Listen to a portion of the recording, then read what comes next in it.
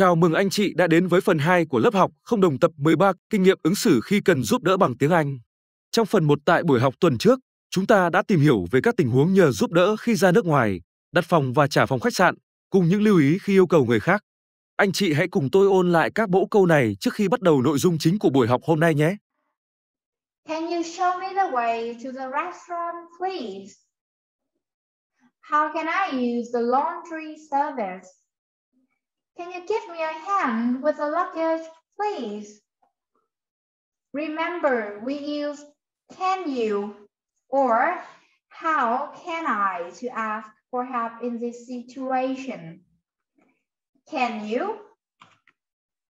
How can I? Okay, so remember the structure. Can you? How can I? Can you give me a wake-up call tomorrow morning at 6 a.m.? Can you give me a wake-up call tomorrow morning at 6 a.m.? Can you have someone to clean the room for me, please? How can I use the fax machine? How can I use the fax machine? Can you help me book a cab to the airport, please? Can you help me book a cab to the airport, please? Can you check my flight status for me, please? Can I leave my luggage here for a while? When you check out, please make these questions. So, the context, asking for help at office. Vừa rồi thì chúng ta đã cùng là tham gia cái asking for help, nhưng mà là khi chúng ta đang đi du lịch, đúng không ạ? Và bây giờ thì chúng ta về với context là at office, ở công sở. Ở công sở thì chúng ta sẽ có những cái mà những cái trường hợp mà mình phải ask for help như thế nào ạ?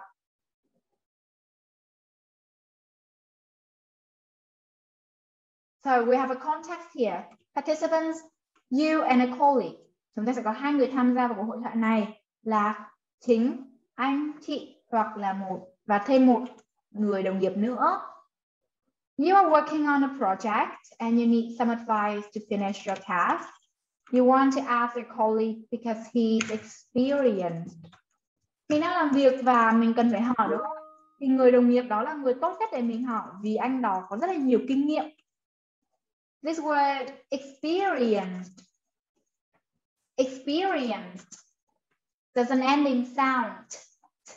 Experienced, giàu kinh nghiệm. So how can we ask for help in this situation? Okay. Hey Matt, do you have some spare time? I think so. What's wrong? This project is killing me. I have so much data to analyze and not enough time. Do you think you could help me out with it? Sure thing. I could give you a hand. Where do you want me to start? How about the sales report from the new shop? So pay attention to the new word analyze. Analyze means phân tích in Vietnamese. So at first we ask, do you have some spare time? And do you think you can help me out with it? Let's get started. We get started by asking if the other person is free or not.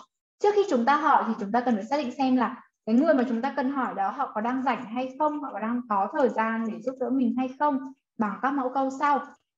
Excuse me, do you have some spare time?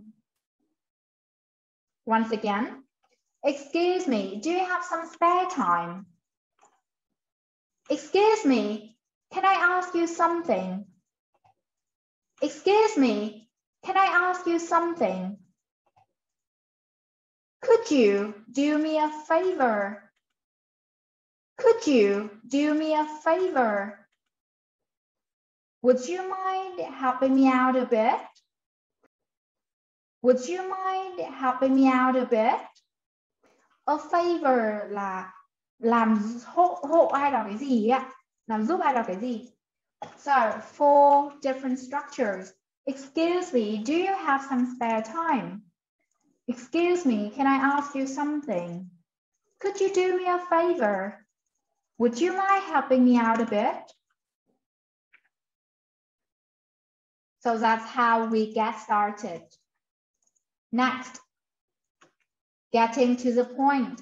This report is killing me. I have so much data to analyze and not enough time.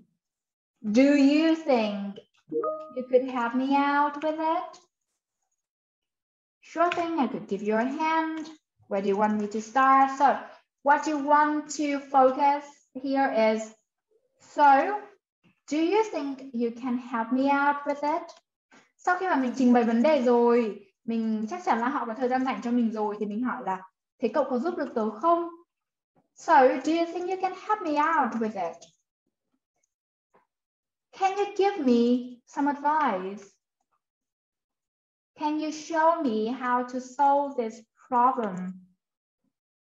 And last but not least, what will you suggest in this situation? So, do you think you can help me out with it? Or we can say, can you give me some advice? Can you show me how to solve this problem? What will you suggest in this situation? 4 structures to remember. But don't worry, all of this slide will be sent to your email. Ở đây thì em Phương Anh giới thiệu với các anh chị 4 cái structure đúng không ạ?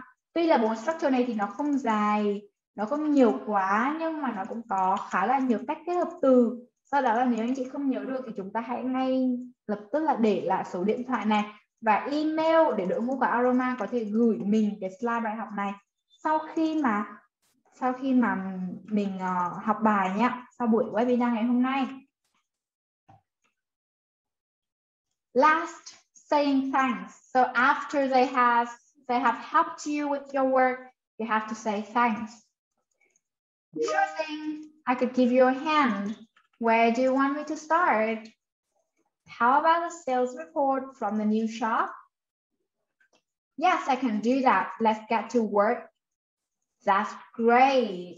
I owe you a big favor this time. That's great. I owe you a big favor this time. Đôi khi cái lời cảm ơn không có nghĩa là mình phải nói thank you hoặc là thanks đúng không ạ?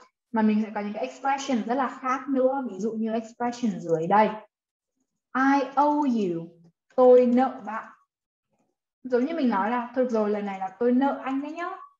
I owe you a big favor this time. Or I owe you a lot. Dinner's on me tonight. Là mình vừa cảm ơn, mình vừa mời họ đi ăn tối đúng không ạ? I owe you a lot. Dinner's on me tonight. Đó là cách mà mình nói khác đi. Khác với cái lời cảm ơn truyền thống là thank you hoặc là thanks đi. Thì mình nói là I owe you. Tôi nợ bạn. I owe you. Nợ một cái ân tình đúng không ạ? And we can also say you're the best. Thank you so much. Thêm vào cái việc cảm ơn là mình có thể nói một cái gì đấy nghe nó hay hay một chút mà nghe kiểu mình rất là cảm ơn người ta. You're the best. Or thank you for your support. I'm really grateful. Grateful là mình rất là cảm ơn đấy ạ. I'm really grateful. Nhưng từ này thì nó cũng khá là strong, khá là mạnh. Nên là chúng ta lựa chọn tình huống phù hợp để dùng ạ. Nếu mà một cái việc gì đó nhỏ nhỏ trong đời sống thường ngày thôi thì chúng ta cũng không có cần phải sử dụng những cái từ mà nó đao to búa lớn như thế này lắm. Grateful, một từ là tôi mang ơn anh, tôi mang ơn chị. Vậy thì mình sẽ nói là thank you for your support. I'm really grateful. Alright, so let's check it out. Experienced. So number 1, experienced. Number 1 would be picture IOB. And number 2, analyze. Analyze, which picture is analyzed? Các anh chị hãy comment ở phía dưới phần chat box là A, 1A hoặc 1B hoặc là 2A hoặc 2B để em Phương Anh biết nha. Experienced. Vừa comment thì mình vừa đọc lại cái từ này cho nhớ á. Experienced. Okay. Experienced would be picture someone who is very old, right? So being old means having a lot of experience. Một người mà lớn tuổi rồi thì chắc chắn là sẽ có nhiều kinh nghiệm hơn, cả kinh nghiệm sống và kinh nghiệm làm việc. Vậy thì experienced sẽ là bức tranh. Cho em nhìn thấy cái đáp án của mọi người được không ạ? A or B? One, experienced, A or B? A or B? It's B, right? Experienced is B. And analyze is A. Analyze means you have to understand the numbers. And to understand the numbers, you may have to draw the graph. You may have to do a lot of calculation. Trong cái phần phân tích này tức là mình thấu hiểu các con số và mình có thể vẽ bản đồ này, mình có thể tính toán đúng không ạ? Thì analyze would be A. Yes, analyze would be A. I can see your answers now. Next, fill in the blanks. Chúng ta sẽ điền vào chỗ trống nhé. One, excuse me, do you have some time? Two, what will you in this situation? And three, a big favor this time. So please type down your answer for me. You can say 1, 2, or 3. Excuse me, do you have some? Can I have your answer? Can I see all of your answers? Em đã nhìn thấy ngày hôm nay thì chúng ta có cũng khá người tham dự đúng không ạ? Thì các anh chị có thể là nhanh tay là gõ lại cái đáp án giúp em được không ạ?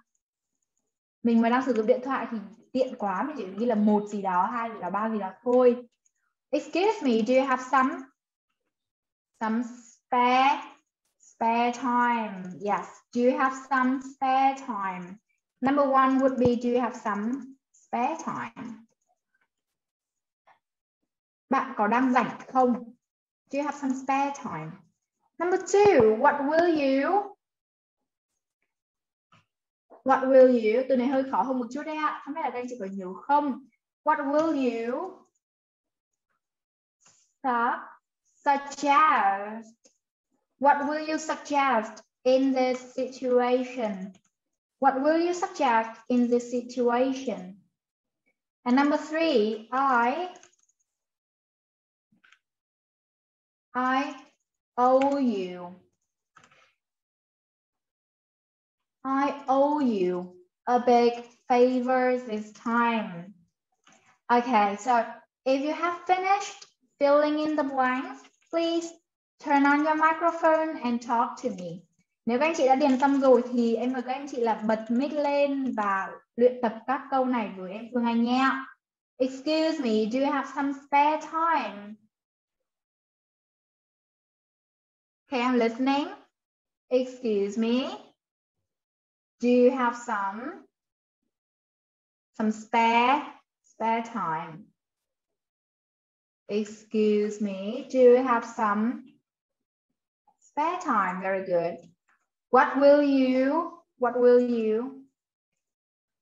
suggest in this situation? What will you suggest in this situation? I owe you. Oh, not like old. Old kia tuổi già đúng không ạ? Còn đây là owe. Owe you. I owe you a big favor this time. Excuse me. What will you? I owe you. Okay, great. Thank you.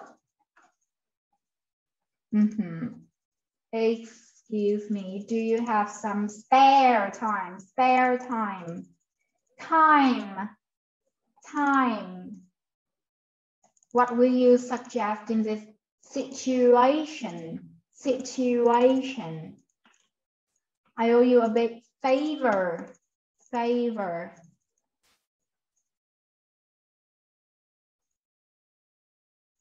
Okay, that's been great. Thank you so much. Now, so asking for help in traveling situation. First of all, checking in.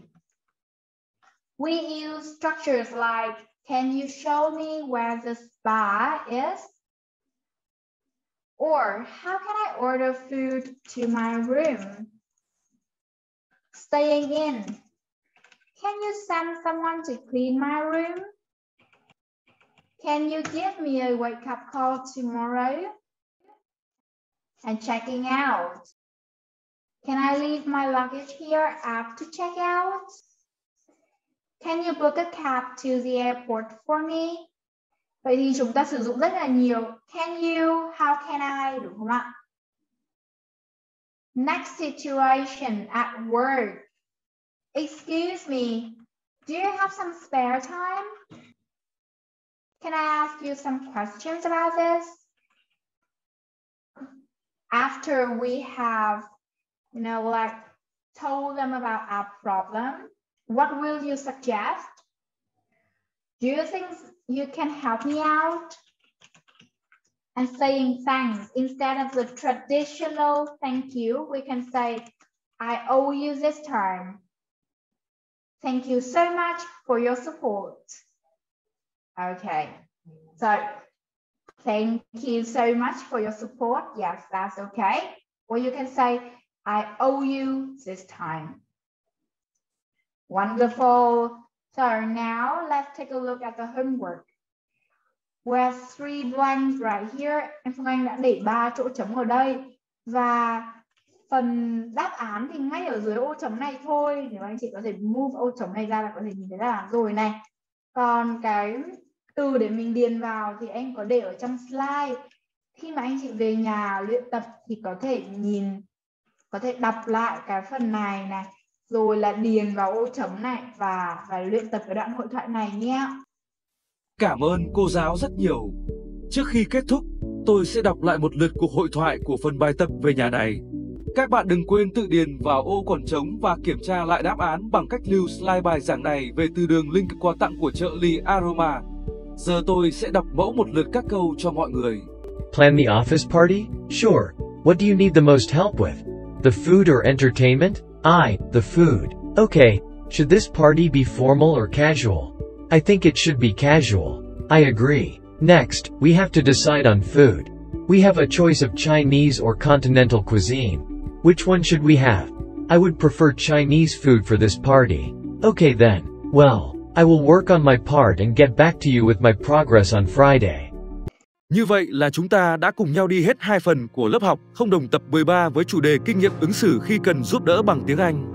Trải qua 2 phần của buổi học, anh chị đã cùng giảng viên tìm hiểu về các tình huống nhờ giúp đỡ khi đi nước ngoài và tại văn phòng công sở, cũng như cách nói lời cảm ơn sau khi được giúp đỡ. AROMA hy vọng rằng những người tham gia ngày hôm nay đã có cho mình những kiến thức nhất định để vượt qua nỗi tự ti khi muốn nhờ ai đó giúp đỡ.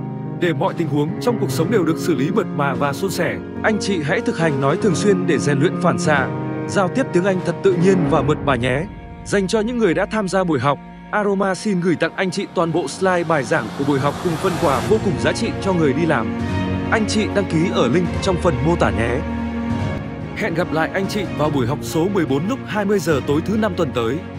Anh chị hãy đăng ký kênh YouTube của AROMA và nhấn chuông để nhận được những thông báo mới nhất từ chương trình. Và để biết thêm thông tin chi tiết, anh chị có thể theo dõi AROMA tiếng Anh cho người đi làm trên các nền tảng xã hội khác sau đây.